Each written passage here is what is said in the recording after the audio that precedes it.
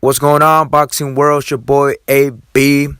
There should be an announcement coming shortly, anytime soon, with the official fight between Mikey Garcia versus Errol Spence. There's speculations already confirmed that they're gonna fight in Texas, the AT&T Stadium, where the Dallas Cowboys play. As we all know, Errol Spence grew up in Texas. Has been his majority of where he grew up. Mikey has a big fan base in Texas, so from a fighter standpoint, I don't think anybody has an advantage come to this fight in the venue. I think both sides of the fans are going to be 50-50. I think it's the best place to make this fight. And in regard to this fight, I believe that Mikey needs Errol just like Errol needs Mikey in terms of names. If you talk about just a little bit of star power, I believe that Errol, I think he has, in my opinion, right? I think he has an edge over Mikey in terms of bigger names, which Kell Brook. Mikey, I think, has had the better boxing oppositions that are not really big names, in terms of like Kell Brook. But I think he's been showing his skills to the most of the ability that he can. With Errol, we haven't really seen his full arsenal yet, only with the Kell Brook. And as much as I like this fight personally for both guys, PBC fighters, and the way to start the year for 2019, I just feel like a lot of the hardcore fans are going to downgrade Errol Spence if he beats Mikey Garcia, because everybody expects Errol Spence to beat Mikey because Mikey's moving up to weight classes from 135 to 147, or in other words, you could say 140 to 147, because Mikey has campaigned at 140 before. And so, if we want to be technical, maybe it's Mikey moving up to one weight class, which is 47, whatever, right? And it's going to be unfortunate that even with Errol Spence winning, let's say by knockout or TKO, I just think that people are just going to tarnish that victory over Errol, which I can't argue that, because I've criticized Bud Crawford for beating Gamboa, which Gamboa also moved up to weight classes. Same thing when I criticized Lomachenko for beating Regal. So if I'm going to do that, I must do the same for Errol. I can't be biased, right?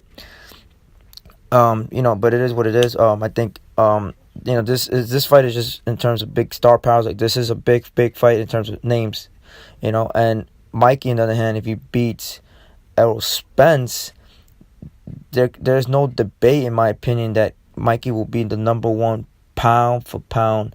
And in my list, and maybe anybody else's list, there's no argument there, because Mikey to move up to 2 weight classes or 1, like I stated before, and to beat the man that nobody at 147 at the moment that wants to fight Errol Spence, and he beats him.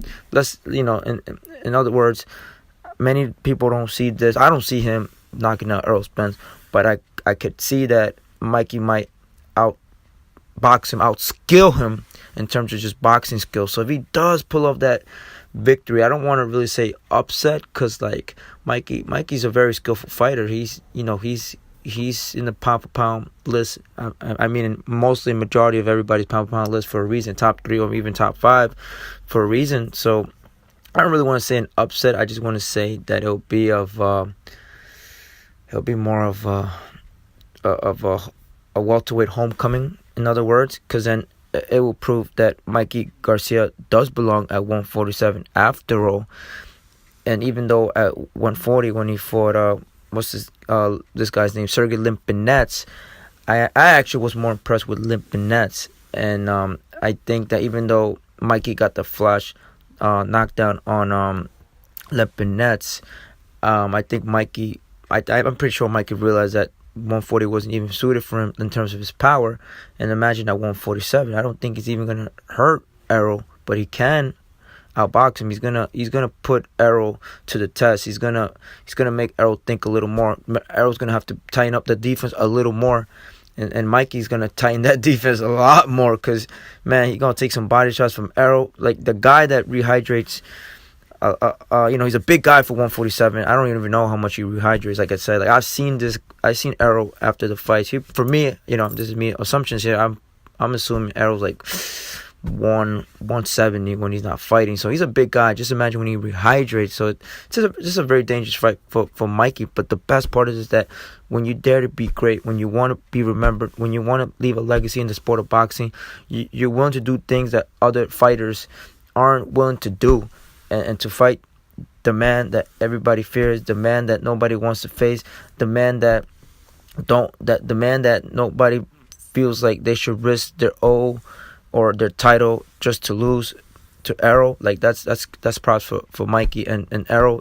I don't blame him for taking this fight because nobody wants to fight him, and I'm gonna be a victim to this because when I had Andre talk to me about calling out Errol Spence, and he thought that it was Errol Spence calling out Mikey. I mean, that was my bad. I should have told Andre at the time, like, it was Mikey that called out Errol Spence. So if anything, it was, Errol is just it's a man's nature. Like he's defending himself. He's not backing down from a challenge. And if Mikey's challenging him, then do what you got to do. I respect Errol for that, just to take that fight, and the way it's going to be marketed is going to be really good. It's good for the PBC brand, knowing that you got ESPN on the other side, and then you got the Zone trying to sign big names, like recently with Canelo.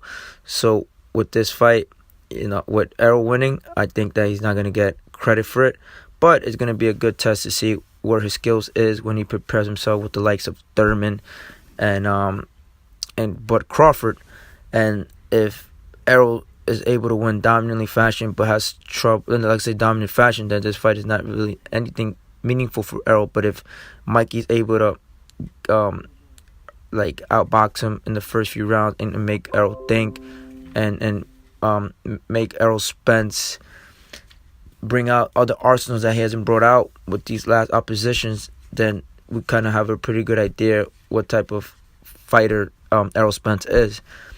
And if, let's say, Mikey does expose, I don't want to say expose, but if Mikey's able to unleash or reveal new flaws in Errol Spence's arsenal in game, his skills, I think that other fighters at the 147 are going to be more open, willingly to fight Errol right away. Like I know Sean Porter said that Errol Spence is in his plans now, so I won't take nothing away from Porter. But Crawford saying he's going to fight him, but I feel like one thing is saying it, but one thing is actually doing it, and then going to the manager's promoter. You know what? Give me this Errol Spence fight. Give it to me now. Give it to me now. And I feel like if that's the case, I think this would be the best case for Errol Spence, because now you're gonna have the guys at 47 fighting. Thurman might actually fight. I'm hoping Thurman actually fights after he fights Porter, if he wins, or if Porter wins, right? The Thurman, the Bertles of the world. You got this guy Jordanis Ugas, Jesse Vargas, all these guys at 147. Pacquiao, Broner, Floyd. Hopefully they're willing to fight Errol Spence. And with Mikey, he loses nothing from this fight. Win, draw, or lose, I think everybody commends him. Hats off to him, a warrior, that the Mexican warrior that he is. And like Robert said in a couple of interviews that I actually talked to him too, that he preferred Mikey to fight Lomachenko before taking this fight. He didn't even want he didn't want the Errol Spence fight, but he's got to do what Mikey wants, and Mikey just wants the best challenges and to be the best. And what do you think, guys? Who wins the fight? Like, I personally think that it's actually a closer fight than I think. It all depends on what Mikey is able to bring to the table. Like, if Mikey could absorb the punishments from Errol Spence, then I could see this fight going to the decision. Probably, I think Errol could take it. I think most people see him hurting Mikey, which I don't blame other people, but I also see Mikey giving trouble to Errol, and I feel like Mikey needs to have a perfect fight to beat Errol Spence, because Errol Spence needs at least maybe 4 good body shots, 5 good body shots to win the fight. I don't think, with the body shots, I think he finishes Mikey, but if Mikey's able to be in his A game, perfect fight, he could win the fight. So what do you guys think? Let me know, and I hope to hear from you guys soon. Peace.